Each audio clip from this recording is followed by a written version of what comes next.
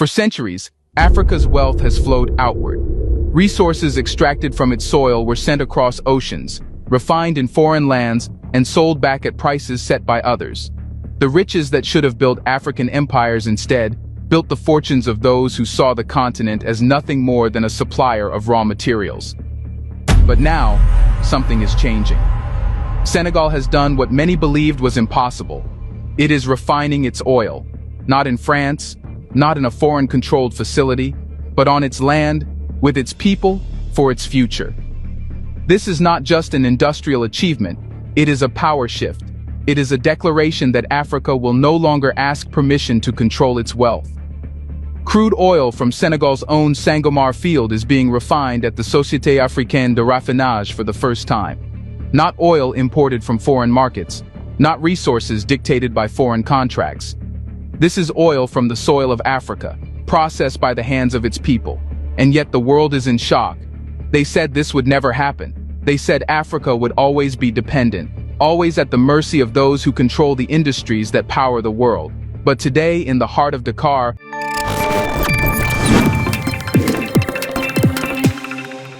until now, the traditional duty or responsibility of Africa has been that Africa is just there to supply raw materials. Africa is just or exists for one sole purpose, and that purpose is to supply raw materials to the European and then the Western world. That is all Africa existed for, and that is what we have been known for.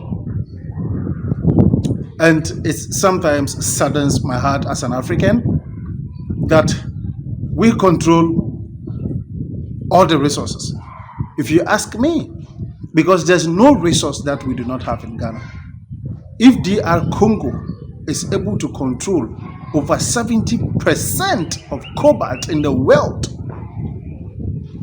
and Côte d'Ivoire and Ghana produces more than half of the world's cocoa, what are you talking about? All the chocolates, everything that you see, you eat, all the sweet things that you eat outside is coming from Ghana.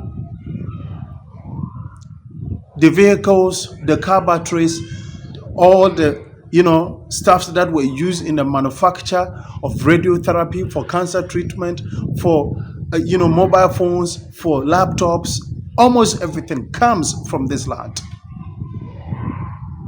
But now the narrative has changed, and it changed upon an African revolution through Captain Ibrahim Traore, and it has moved. The wind has moved throughout. Now we have another young man, a young leader in Senegal, who says no, enough is enough, and for the first time they are refining their own crude oil.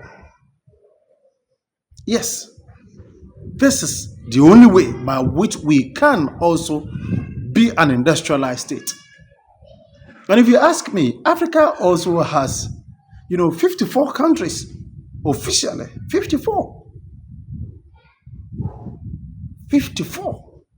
just like the United States, 53, 54. So this is us who say that if we come together, we will not be more than the United States. Who say that if Africa unites, we will not be more than the China, United States, and everywhere else put together. We are the controllers of all the resources. Who say that if we come together, we will not lead the world. Because we have the best scientists. Most of the inventions that you see today were done by Africans. We have the best scientists, we have the best mathematicians, we have the best innovators, we are the best in everything, and we are special.